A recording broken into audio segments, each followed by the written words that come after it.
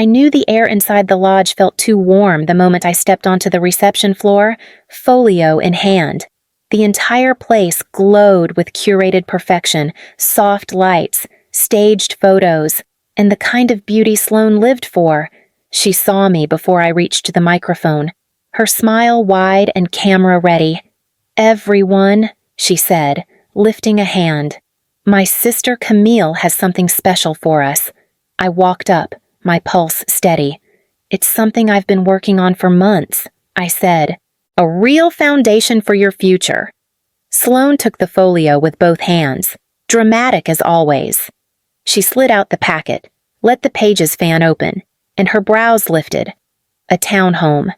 She said it slowly, like tasting something sour. "In Parkview District." People leaned in. Phones came up. "It's fully paid," I said. $360,000. Safe area, good schools nearby, stable investment. Sloane laughed loud, bright, sharp enough to cut through the music. "Camille, that neighborhood doesn't even match my brand, I mean." "Parkview." Seriously, a ripple of laughter moved through the guests. Even the DJ snorted behind his booth. I held her gaze. "It's a solid home. The roof is new. The HOA is stable." I checked every detail. She waved the papers in the air. "You really don't get my life, do you? I can't film content there. There's no natural light. And a fully paid townhome." She shook her head as if I had handed her a used toaster. "It feels off." Some guests exchanged looks. Others looked away. The sound in the room shifted pity, amusement, judgment, all mixing together. My smile stayed where it needed to be. The one I used in high-stakes negotiations. The one people mistook for calm. The one that meant something inside me had just snapped into place. "Thank you all for being here," I said smoothly. "And if you're listening, drop a comment and tell me where you are. I always like knowing who's sharing these moments with me." Sloane kept laughing. I kept standing, and the room kept breaking around us. Sloane's laughter was still echoing in my head when I slipped away from the reception. I ended up near a side hallway where the noise dulled but never disappeared. That was how it always felt around my family, close enough to hear them, never far enough to escape. Growing up, Marianne loved to narrate our personalities like she was casting a play. She would pat my shoulder at dinner and say, "Camille never makes mistakes. She holds this family together." Then she would turn to Sloane with a softer voice. "And you, sweetheart, you feel everything. You are meant to shine." Even as adults, the script never changed. Earlier that morning, before the wedding, Marianne had pulled me aside in the kitchen of the rental cabin. She adjusted my collar like I was a child about to embarrass her. "Your sister needs today to be perfect," she said. "Let her have her moment. You are the steady one. You know how to handle pressure." I told her I was fine. She didn't hear the strain in my voice. She never did. At the reception, Aunt Valerie found me leaning against the wall, trying to breathe past the buzzing in my ears. "You know how she is," she murmured, handing me a napkin as if that fixed anything. "Sloane is sensitive. You cannot take her reactions personally. I gave her a home," I said quietly. "A real one." Valerie lifted her eyebrows. "And she is an artist. Artists react dramatically." I almost laughed. "I work 80 hours a week, but you are built for that," she said. "Not everyone is." There it was again, the role, the assignment, the quiet cage. I walked back toward the crowd, the same smile on my face. The smile that meant a decision had begun forming, steady and sharp. Somewhere deep inside me, I made it almost to the exit before I heard the sharp click of Sloane's heels. She caught my arm near the donut wall, frosting smudged across her wrist like a careless smear of paint. "What was that stunt?" she hissed. "Were you trying to humiliate me?" I kept my voice even. "It was a home. Sloane. A real home." "That was not a home," she snapped. "That was a content graveyard." Do you even understand what natural light means for my brand? I understand stability, I said. She rolled her eyes. You always hide behind that word. Stability, responsibility, work. You want everything to be boring because you are boring. I felt something inside me cool, not crack. I gave you something solid. You gave me something ugly, she said, and you did it in front of everyone. That townhome is an insult. Before I could answer, Marianne glided between us, voice sugar-sweet, fingers digging into my upper arm. Girls, she whispered, not here. Sloane pointed at the papers still clutched in her hand. Tell her to fix this. Marianne turned to me. Camille, sweetheart, we will sell the townhome. You can help with a down payment on something appropriate. This is not the moment to be difficult. I pulled my arm back. I am leaving. No, Marianne said, her smile freezing. You will not make a scene. You are the strong one. You hold us together. The last remnants of guilt dissolved. The script she had written for me, steadfast, obedient, endlessly giving, fell apart in my hands. I looked at Sloane first. Give me the keys. She blinked. What keys? The Tesla Model Y. The loan is in my name. The insurance is in my name. I filed the removal notice yesterday. Sloane's face drained. You wouldn't. The keys. I repeated. Her hand shook as she dropped the fob into my palm. I closed my fingers around it. Then I walked out. By the time I reached my apartment, the city was quiet in that thin way it gets after midnight. I dropped my heels by the door, stepped into the bathroom, and let hot water run over my hair until the smell of frosting and perfume finally lifted. When I came out, towel around my shoulders, a plain white envelope lay on the floor. Someone had slipped it under the door. My name was written across the front in careful, uneven handwriting. I opened it slowly.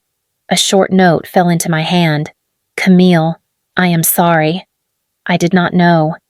Ethan Riley, the groom. Folded behind the note were printed pages. The moment I saw the layout cells, rows, color-coded columns, my stomach tightened with recognition. A spreadsheet. The title struck like a blow. Camille Budget. 2 editor names appeared at the top, Sloane Hartley and Marianne Hartley. The first line item read, Q3 brand reinvestment. Ask Camille by October, $12,000.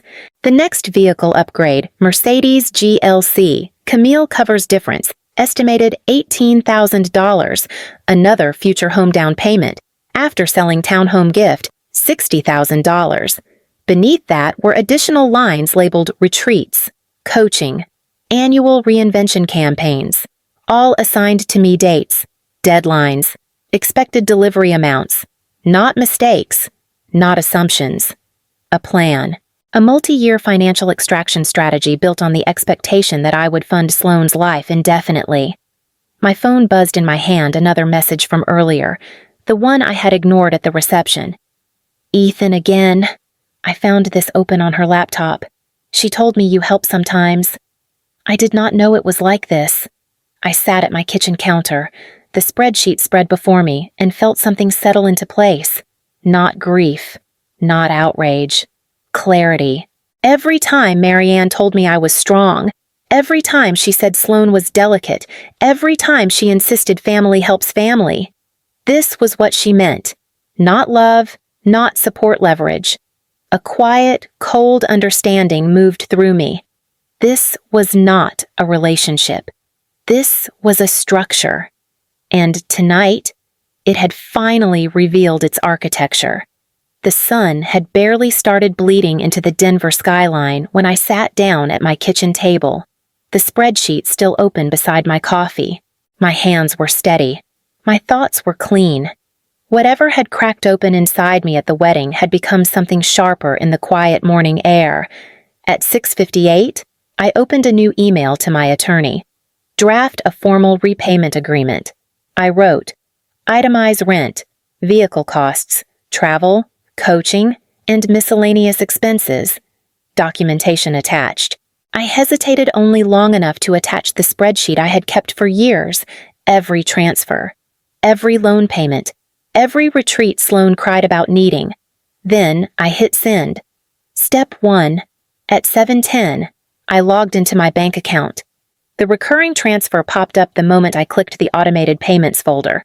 $2,700 monthly, Sloan Hartley, Parkview Apartments. A soft confirmation line appeared beneath it. Next transfer scheduled for tomorrow. I pressed cancel. A prompt appeared. Are you sure? Yes, I whispered, and clicked. Step 2. By 7:20. I was on the phone with my insurance broker. I need to remove an authorized driver. I said, of course. He replied, name Sloan Hartley. A pause. You are certain I am. The typing on his end was quick, removed, and the Tesla Model Y listed as withdrawn from shared access. Pending sale. Understood. Step 3. At 7:40. I turned to the last part, the digital purge. I opened every account Sloan had ever piggybacked on streaming services. The shared phone plan Marianne insisted on maintaining, the cloud drive she used for brand photos, even the building's guest access code she had given to half her influencer circle. One by one, I changed all of them. New passwords, new codes, new boundaries. Each click felt like snapping a thin, invisible thread. My phone buzzed repeatedly, calls, texts, notifications, but I ignored them. None were from people whose voices I needed to hear. When I finished, I sat back in my chair, my coffee still warm. I felt present, awake, more myself than I had been in years. The 4 steps were complete, and for the first time, I realized this was not revenge. It was release. By 8:15, my phone was vibrating nonstop. The family group chat, usually a graveyard of birthday reminders, and Marianne's forwarded articles was erupting like it had caught fire. Sloane's messages came first. You canceled my rent. Our honeymoon starts tomorrow. Are you trying to ruin my life? Then you stole my car. I will call the police.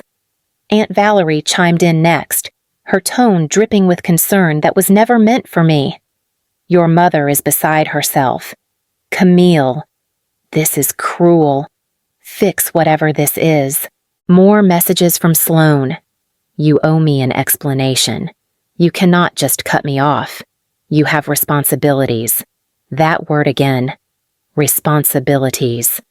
I scrolled slowly, feeling the familiar old guilt tug at my ribs, and felt it slide right off. I had no speech to give them, no apology to craft. They had already written their roles. I was simply stepping out of mine. I opened my photos, found the screenshot Ethan had left in the envelope, and tapped share. The image dropped into the chat. Camille budget, edited by Sloan Hartley, Marianne Hartley. Line after line of planned withdrawals, timelines, amounts, expectations, no caption, no explanation, just the truth. The typing bubbles appeared instantly, then vanished. Appeared again, vanished again, then nothing. Absolute silence. The first I had ever heard from them. I placed my phone face down on the table and let the quiet settle into the room. Steady and uncomplicated. It felt earned. My office landline rang just after 9, the one reserved for clients and senior partners. I knew who it was before I picked up. Camille. Marianne's voice came sharp, already trembling. What did you do? Your sister is in tears. You humiliated this family. I kept my tone level. I stopped paying for things that were never mine to carry. You are being dramatic. She snapped. Sloan is sensitive. She needs support right now. You know that. I saw the spreadsheet. I said, every line you planned, every dollar you expected. Silence crackled on the other end, thin and jagged. Marianne finally whispered, we are your family. You do not walk away from us. I am not walking away. I said, I am stepping out of a role you wrote for me. Her breath hitched. "Camille, please, I have a meeting," I said. Then I pressed the button and ended the call. A month passed before I realized how quiet my phone had become. No demands, no emergencies, no guilt wrapped in family language. The townhome I had given Sloan, then taken back now, belonged to a young couple from Denver Health, 2 surgical residents. When they toured the place, they kept thanking me for offering it below market rate. "It means we can actually breathe between shifts," one of them said. Their gratitude felt clean in a way I was not used to. The Tesla sat in my building's garage, stripped of its old meaning. I drove it once a week to keep the battery warm. The last trace of Sloane's vanilla perfume faded slowly from the seats. On my laptop, I opened the spreadsheet once labeled Camille Budget. I renamed it quietly, Case Study Emotional Divestiture. Then I closed it, and it stayed closed. On a quiet Sunday morning, I stood on my balcony with a fresh mug in my hands. For the first time in years, the coffee was still hot by the time I tasted it. No messages waited for me. No one needed saving. The silence felt steady, not threatening. I thought of the townhome, the residents, the clean exchange of gratitude. I thought of the spreadsheet I had renamed and closed. And I thought of the girl I used to be, the one they trained to hold everything up. "If you understand this feeling," I said softly, "share this moment with me. Tell me where you are listening from." The sun rose, and I let it rise.